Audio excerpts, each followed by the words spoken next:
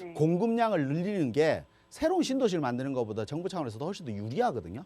네. 네. 그래서 아마 어떻게 변할지는 모르겠지만 제가 볼 때는 재건축 진행이 충분히 가능하지 않을까 싶어요.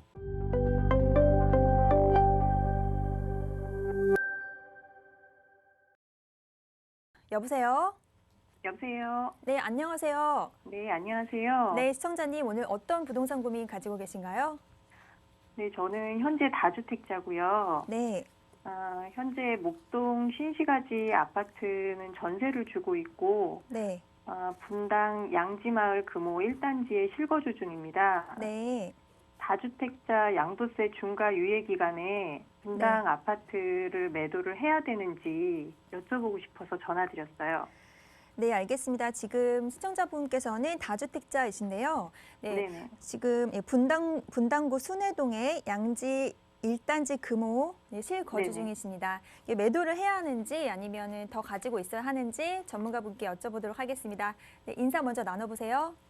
네, 안녕하세요. 네, 안녕하세요. 네, 반갑습니다. 네. 네, 지금 양도세 중과 완화가 되면 네. 2주택자인데 지금 이제 매도를 해야 될까라는 고민을 네네. 하고 계신 거죠?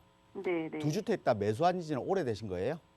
제가 목동 아파트는 2017년도고요. 네.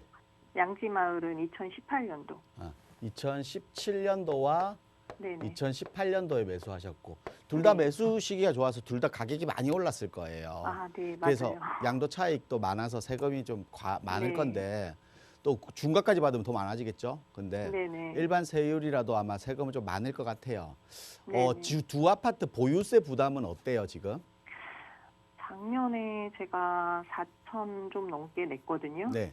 지금 내 자산, 내가 보유세를 부담하더라도 좀 무리는 없으세요?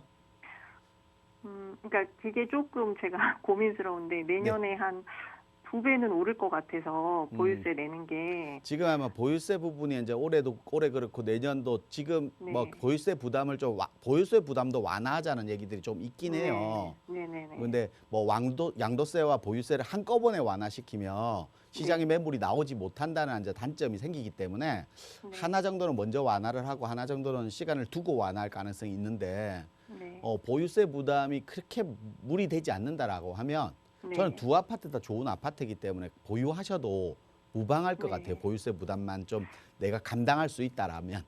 네. 왜냐하면 우리가 알다시피 목동 아파트도 마찬가지고 우리 양지마을도 지금 재건축 얘기가 나오는 아파트잖아요. 네네. 우리 양지마을 1단지라고 하셨잖아요. 네네. 이 순회역 바로 앞쪽에 1단지부터 뭐 5단지까지 있는 이 단지 전체가 네. 이 단지 전체를 묶어서 통합 재건축을 한대요.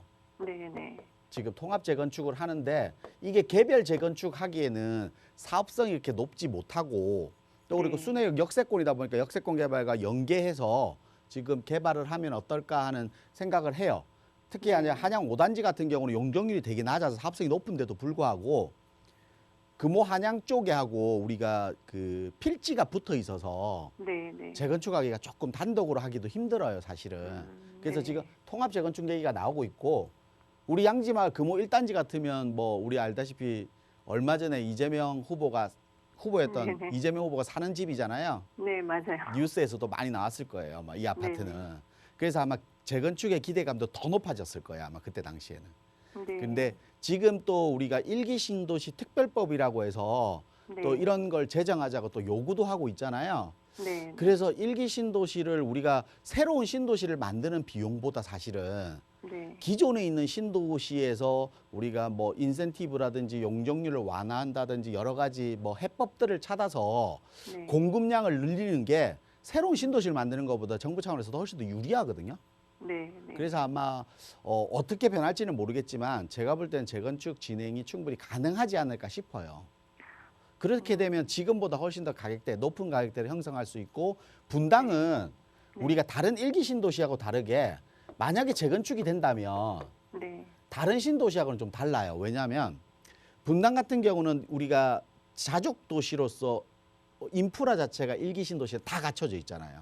네. 다른 신도시, 일기 신도시에 비하기에는 또 견줄만하지 않게 강남하고 견줄 만큼 일기 신도시 분당 같은 경우는 다 갖춰져 있단 말이에요.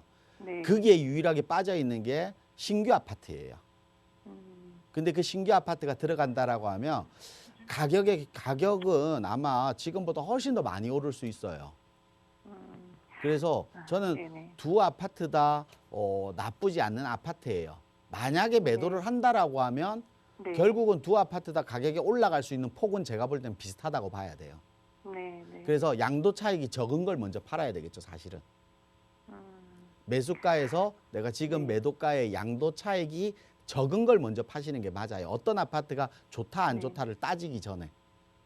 제가 볼 때는 둘 다 아파트의 가격 상승폭은 앞으로 재건축이 완성됐을 때 상승폭은 비슷할 네. 거다. 그렇게 판단이 돼요. 그래서 제가 봤을 때는 보유세 부담이 좀 없다라고 하면 순회역 앞에 있는 양지 금호 1단지 네. 같은 경우는 좀 보유하셔도 무방할 것 같아. 그리고 또 목동 재건축 아파트도 마찬가지예요.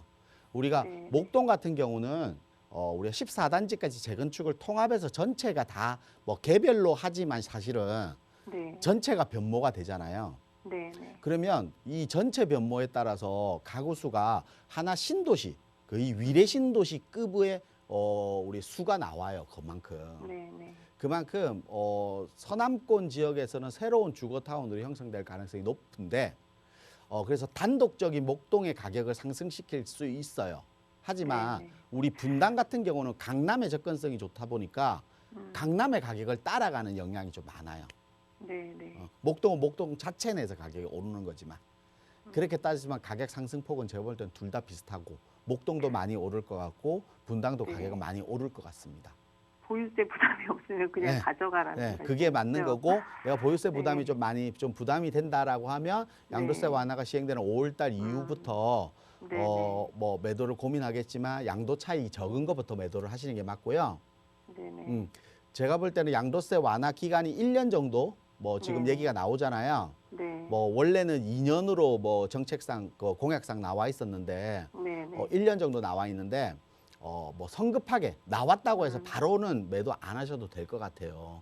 우리 두 네, 아파트는 부동산 가격 흐름에 따라서 가격이 상승한 것이 아니라 네. 우리 아파트 자체적인 개발 호재를 가지고 있잖아요, 둘 다. 네, 네. 그래서 그 가격의 호재 때문에 가격이 오르는 거니까요. 뭐 네. 급하게 성급하게 매도할 필요도 없을 것 같습니다. 그래서 음. 보유세 부담을 한번 내가 가계부를 작성한 거에 따라서 보유세 부담을 네. 한번 판단해 보시고 네, 네. 양도 차익이 적은 걸 매도하시거나 둘 다 보유하시거나 이런 전략을 좀 짰으면 좋겠습니다. 네, 네. 감사합니다. 네.